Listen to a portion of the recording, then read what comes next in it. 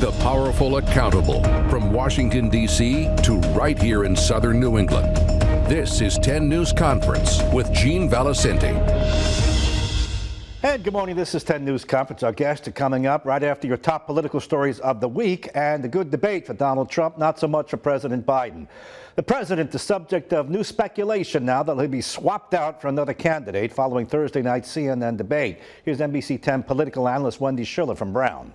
I thought it was a very good night for Donald Trump. He stayed on message, his own message. He showed energy. He showed consistency. I thought it was a bad night for Joe Biden. The content of what he said, I think, was the Democratic Party messaging, and it was actually fairly sensible. But the delivery was really quite weak. He stumbled quite a bit. He wasn't nearly as forceful as he was in the State of the Union. So I think that this debate performance could hurt him. Son of the White House diplomatically writing that Biden is a decent and honest candidate, unlike Trump. Here's part of his statement saying Trump is a convicted felon whose administration made our country less safe and created chaos in the lives of all Americans, with the exception of the billionaires to whom he gave away the store. All right, more on that on Meet the Press over the weekend. A new pre-debate poll shows Trump nipping at Joe Biden's heels in Rhode Island, one of the bluest of the blue states that last voted for Republican for president when Ronald Reagan was running. The Pell Center at Salve Regina poll of more than 1,400 likely voters shows 40% for President Biden, 33% for former President Donald Trump. That's a 7-point split, and this is pre-debate. 12% for independent RFK Jr., 11% are undecided. The same poll gives Governor Dan McKee a lousy approval rating of just 36%, with only 29% approving his handling of the Washington Bridge closure versus 59% disapproving. He's upside down, but says he's not paying attention to polls, choosing to focus on the work at hand. Rhode Island Housing Secretary Stephen Pryor is stepping down in 2 weeks' time. In a statement, Pryor thanks Governor McKee, state lawmakers, and his team at Rhode Island Housing. He took the job in January last year after a failed run for state treasurer. Before that, he was Gina Raimondo's Commerce Secretary. He leaves with an incomplete record, having presided over some groundbreakings for affordable housing, the still not open Pallet Village, and persistent homelessness in general. In fact, the Coalition to End Homelessness in Rhode Island just this week insists it's worse now than it was last year. Pryor is a Yale-educated lawyer and says he's taking a job in the private sector.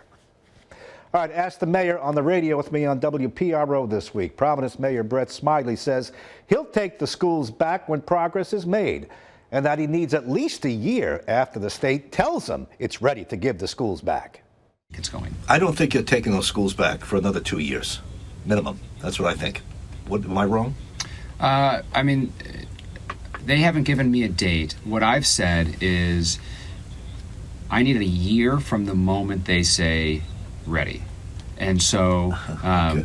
because, the Providence school budget is about the same size as the city's budget. The Providence school system has more employees than the city has. This is not something that you can just throw the keys to me. And so students and families would get hurt if they did that. And so I was asked at one point, would I take the schools in September if they gave them to me? And I said, no, I need a year. If the governor called me into his office today and said, it's time, I'd say, great, next summer. We need a year. And so you could be right. It could be as early as next summer, but it could be a summer after that. We don't know the date yet.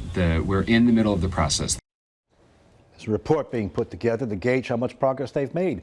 In the meantime, Mayor Smiley says Providence School Superintendent Javier Montañez showed poor form in asking for more money for schools in a YouTube video that slammed the mayor for his funding plan.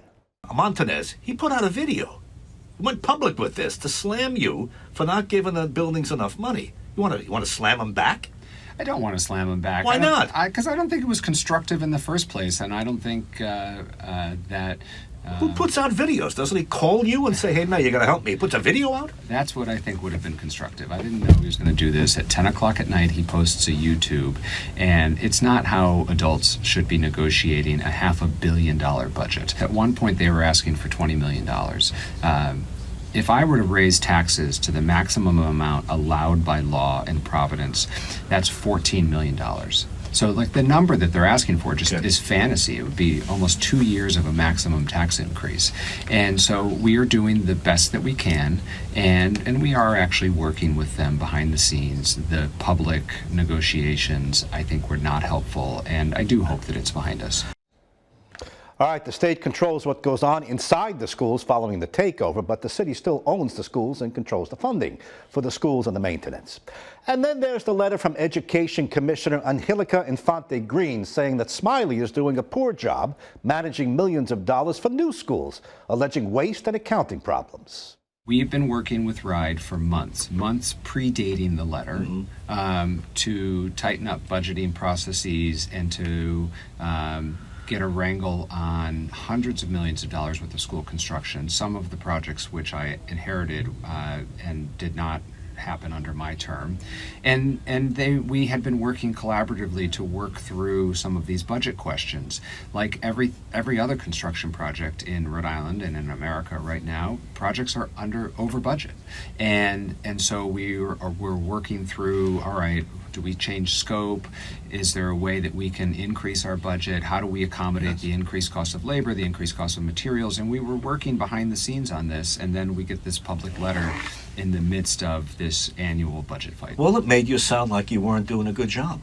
It's like I read between the lines: waste, abuse, or what? Yeah, I think it was an unfair letter, but I don't think it's going to help the children in Providence and the families in Providence to continue this public fight. We have continued to work behind the scenes to resolve these issues and to properly budget for our schools. I think adding more fuel to the fire is only going to hurt kids and teachers, and so I'm trying to not be the guy pouring more gasoline. Letters, YouTube videos, that's how they operate. Politics a rough game. As for the bike path on South Water Street that the mayor's replacing with an elevated sidewalk for bikes and pedestrians, Smiley now says it won't be ripped out until the replacement is ready, probably next spring, in a compromise with his critics.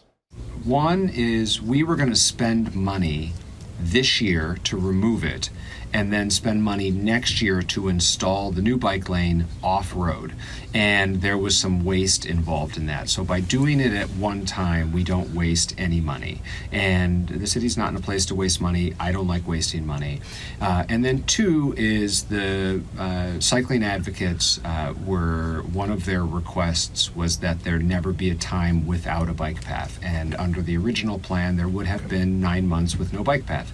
So we compromised on that. It will save the city money.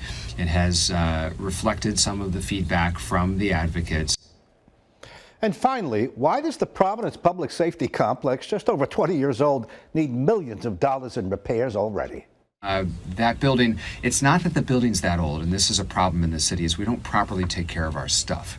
And the building has not received routine maintenance that it should have received. And so there is a fair amount of work that's coming. There's two sources of funds. We received a federal earmark for some repairs and upgrades to the building just this year from our congressional delegation, and it's included in our capital improvement plan. So there'll be some repairs to the facade. The air conditioning in that building has got a lot of problems that needs to be fixed, and then there'll be some facility improvements as well.